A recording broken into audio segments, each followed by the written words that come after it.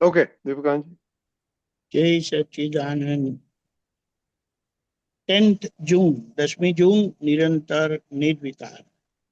એક ફક્ત ગૃહસ્થીને વિકાર કેટલો ઘટે કે એની સ્ત્રી પૂરતો જ વિકાર હોય તો ભગવાને એને એક્સેપ્ટ કરેલું છે. એક ફક્ત ગૃહસ્થીને વિકાર કેટલો ઘટે કે એની સ્ત્રી પૂરતો જ વિકાર હોય તો ભગવાને એને એક્સેપ્ટ કરેલું છે.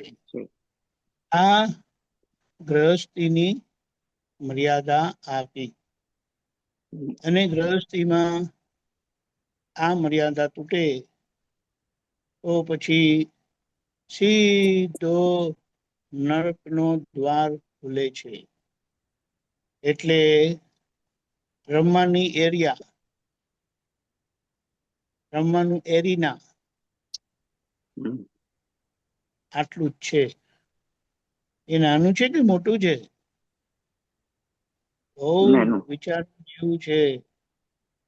એ નાનું પણ છે અને મોટું પણ છે. જેને નાનું લાગે એ મોટું કરવાનો પ્રયત્ન કરે અને જાય સીધો નરકે. અને જેને મોટું લાગે એ મોક્ષનો અધિકારી થાય. હવે આના પર છે મોટું લગાડવું છે કે નાનું લગાડવું છે. આમ તો મોટું લાગે એવું જ છે, પણ આ બહારના લોકોના સંસર્ગથી, પરિચયથી વૃત્તિ બહેકી જાય છે અને ખ્યાલ નથી રહેતો કે આપણે આપણી મર્યાદા ભંગ કરીએ છીએ.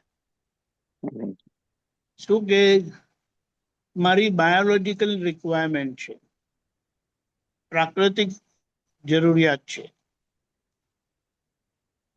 એટલે જેમને આ ગૃહસ્થીનો વ્યવહાર મોટો લાગે, એક પત્ની વ્રતમાં જ એમને એ ઓરડો મોટો ઊંડો લાગે ને એ સમજી જાય કે આની બહાર ડોક્યું કરવા જેવું નથી. આ તો વિચારશીલ માણસનું કામ છે કે જે વિચારે કરીને, સમજણે કરીને, બધી બાબત વિચારી લીધેલી હોય ત્યારે એનો ઉકેલ આવે. બાકી આ નથી હોતું.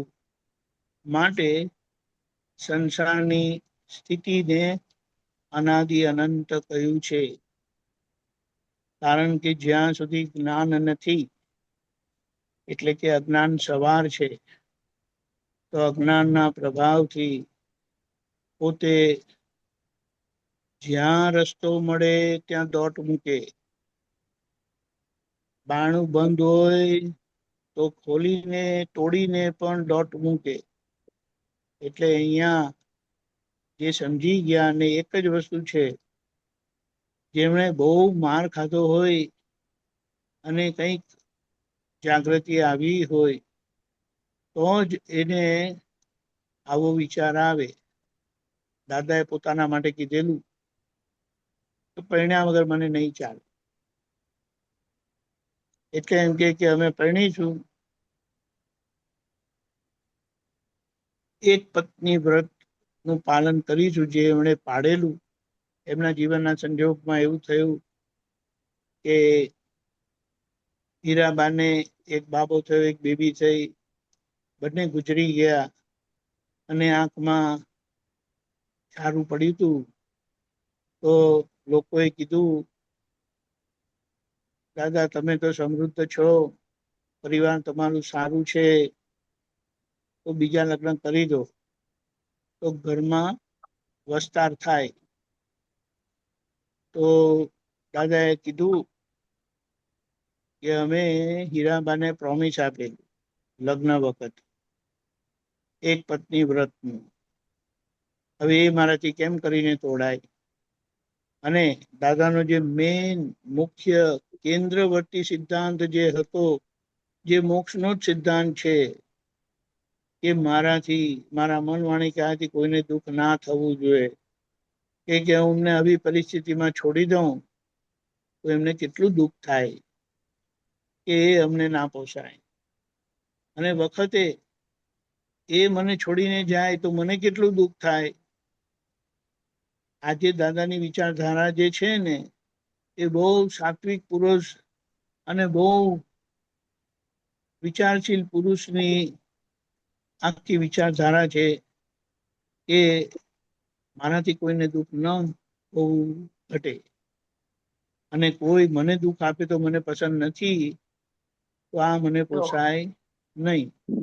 એટલે માનવતાની સીમામાં દાદા યથાર્થપણે જીવી ગયા, અને આપણને બધાને માનવતા, મનુષ્યપણું સચવાય રે તે માટે રમવાનું મેદાન આપી દીધું.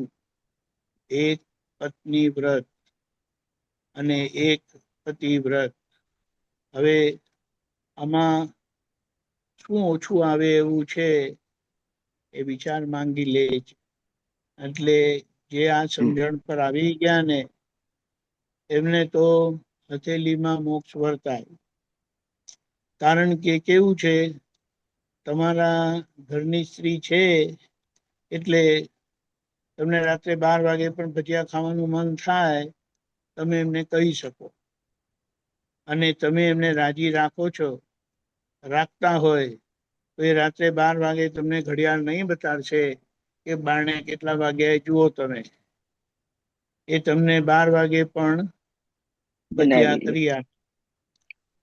બીજું જે કબીર સાહેબે કીધેલું એવી રીતે કે તમે તમારી બીવીને રાજી રાખો છો, અને તમારા બીવી પણ એવા સંસ્કારી છે, તો એમને બપોરે 12 વાગે ફાનસ લાવવા કહેશો, દીવો લાવવા કહેશો, કે કોઈ વિકલ્પ કર્યા વગર, કોઈ પ્રશ્ન પૂછ્યા વગર લાવશે.